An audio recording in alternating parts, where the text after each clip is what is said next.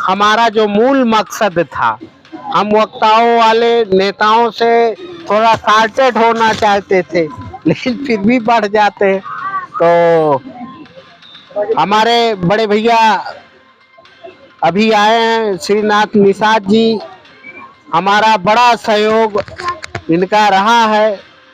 अब भैया जी आए हैं तो हमारा इस जन कल्याण समिति और क्या कहते हैं सावित्रीबाई फूले निःशुल्क कोचिंग सेंटर बुद्ध वाहिनी की तरफ से आपको हम हृदय की गहराइयों से आपका स्वागत और वंदन।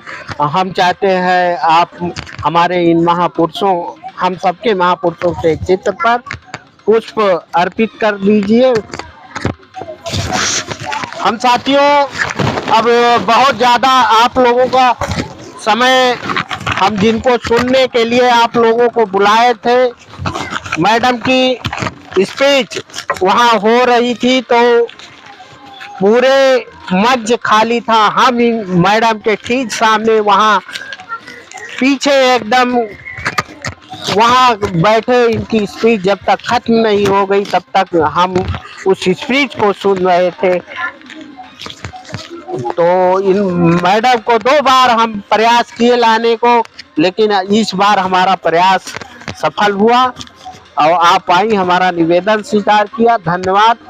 हमारी कुछ छात्राएं पानी संस्थान की बहनें आई हैं, उनका का वो अम्बेडकर का चित्र आप लोगों को, आप हमारी इस समिति निःशुल्क सेंटर की संरक्षिका इसने लता जी का और मैडम करुणा वर्मा जी का वो चित्र देकर स्वागत करेंगी।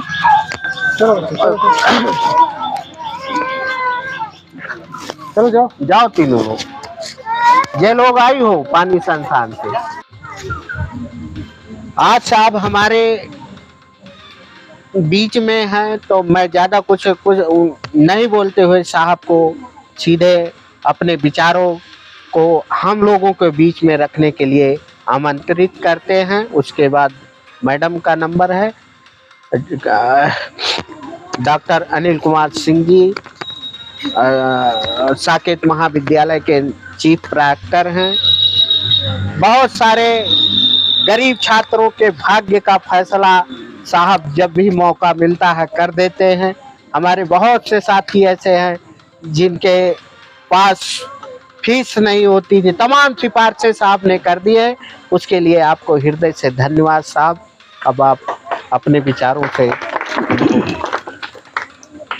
आज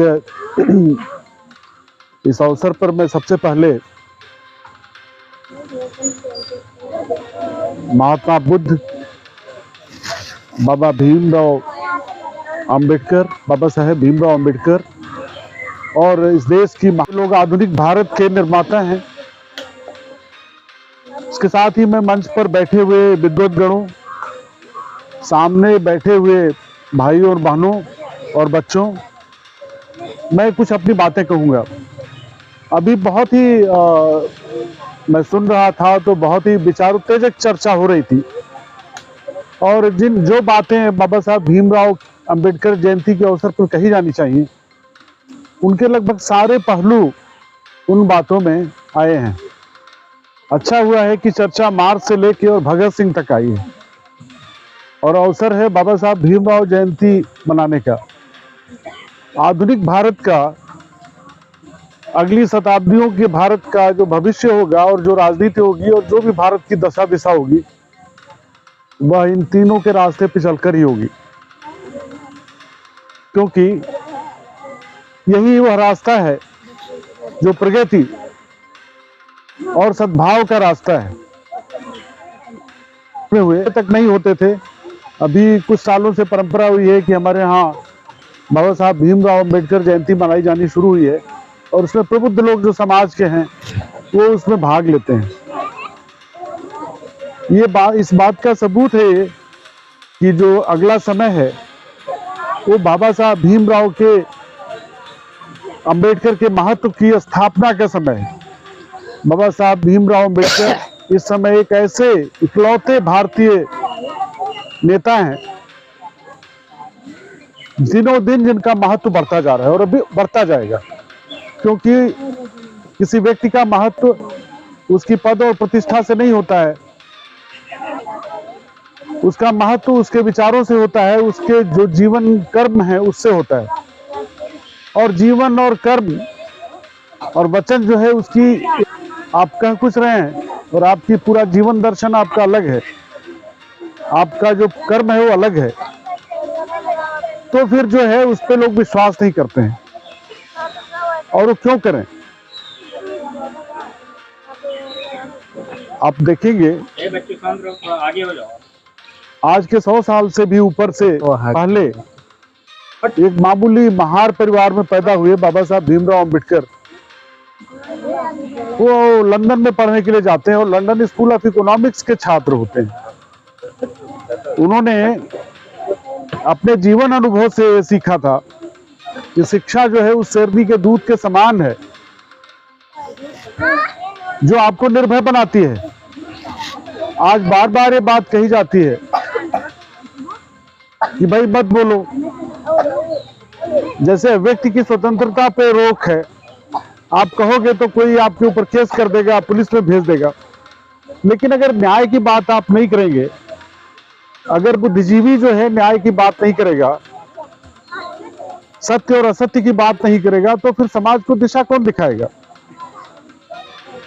आज बाबा साहब अम्बेडकर के प्रियम्बल का अभी पाठ किया गया, हम लोगों ने शपथ ली संविधान के प्रति। बाबा साहब अम्बेडकर की जो मूल स्थापनाएं हैं संविधान के प्रियम्बल में, वो स्वतंत्रता, समानता और बंधुत्व की हैं। आज इन तीनों मूल्यों पे सत्ता प्रतिष्ठान की तरफ से, मैं एक पार्टी की शासन की बात नहीं कर रहा हूं, किसी भी पार्टी का शासन हो, आप देखिए कि उस पर लगातार हमले हो रहे हैं। आज ये कर रहे हैं, इनकी जगह कोई और होता तो भी करते। इसलिए क्योंकि ये जो नई ग्लोबल इकोनॉमी बनी है, एक वैश्विक अर्थव्यवस्था जो बनी है, ये पूरी तरह से कारपोरेट पे डिपेंडेंट है। और ये जो अपने यहाँ जिस तरह के सत्ताधीश आज कुर्सी पे बैठे हुए हैं, ये उस ग्लोबल जो पूंजी है उसके ये बाई प्रोडक्ट है। इसलिए क्योंकि पूंजी जो है उपनिवेश बनाने के लिए, अब पूंजी को जाना नहीं पड़ता है किसी देश में सैनिक शासन के लिए। एक आवारा पूंजी है, अमेरिका में बैठा हुआ उद्योगपति भारत में निवेश कर सकता है। यहाँ दो चीजें हैं, दो समस्याएं हैं, एक वर्ण व्यवस्था और जो स्त्री पुरुष का भेदभाव है, वो भी पितृसत्तात्मक व्यवस्था जिसे हम कहते हैं। अब पाकिस्तान और भारत, इन तीनों देशों को छोड़ दिया जाए तो अन्य देशों में कोई वर्ण व्यवस्था नहीं है इस्लाम में। लेकिन हम छोटे मोटे काम करने वाले इस देश में लोग, और ऐसे काम जिसका कोई मानवता से मतलब नहीं, मानव कल्याण उसमें निहित नहीं, उसके पर कोई सोच नहीं, कोई समर्पण नहीं, उनके नाम पर, उनके चरित्र पर इस फिल्म इंडस्ट्री में भी तमाम फिल्में बनी, तमाम महान गायकों ने उनके बारे में महिमा मंडन करते हुए तमाम गाने गाए, बहुत कुछ किया, उनके बारे में स्मारक बनाया, उनके विचारों को फैलाया, उनके कृत्य। कि जब किसान आपसी बंटवारे से इतनी छोटी जोत में आ जाएगा कि वो तथा उसका परिवार उस अपनी छोटी जोत की जमीन को खुद जोत बोलेगा, तब मजदूरों की कोई जरूरत नहीं होगी और मजदूर एक दिन की मजदूरी के लिए इधर उधर भटकेगा। और वो समय भारत में आ गया। आज जो है दो जाओ उधर सब खड़े हो जाओ, पकड़वा दो।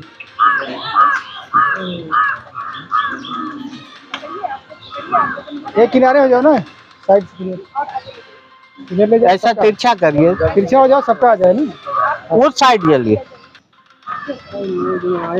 ऐसे लाइन से खड़ी हो जाओ ना, बस बस वो मुड़ गया। हाँ बस बस बस, हाँ एकदम सही आ रहा।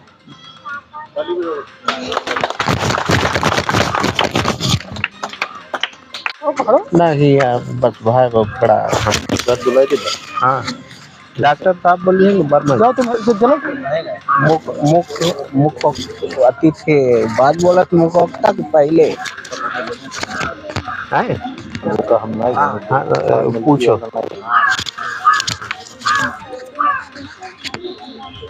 अरे वो कार्यक्रम नाटक है लड़कियों का, तो आप लोग जरूर आइएगा वहाँ।